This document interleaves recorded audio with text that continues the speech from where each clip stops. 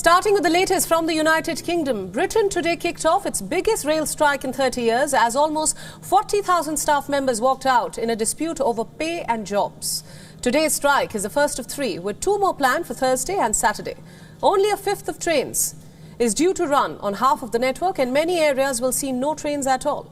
While operators hope to work to a special timetable, passengers are being advised not to travel today.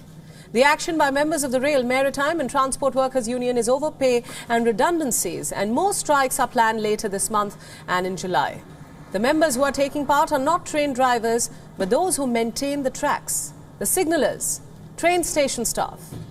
This is why trains cannot run, even though train drivers who are part of a different union are not on strike as of now. Apart from this, there are also 10,000 RMT or Rail, Maritime and Transport Workers in the London Underground who are also going on strike over a separate dispute over pensions and job losses.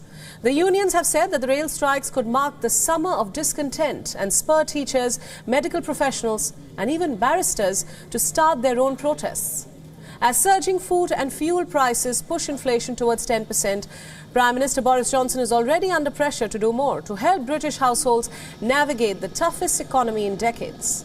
Johnson said on Tuesday that the unions were harming the very people they claimed to be helping. He is expected to call for a sensible compromise after a last-ditch meeting to avoid the strikes failed. Johnson is also facing backlash after he said that he plans to break the industrial action by allowing firms to bring in temporary agency staff, a move that unions have described as unworkable, unsafe and potentially breaking international law. The unions warned that the highly controversial measure would make the dispute last longer and make it more bitter.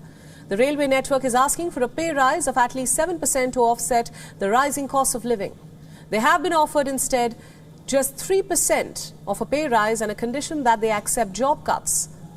The strikes come as travellers at British airports experience chaotic delays and last-minute cancellations due to staff shortages.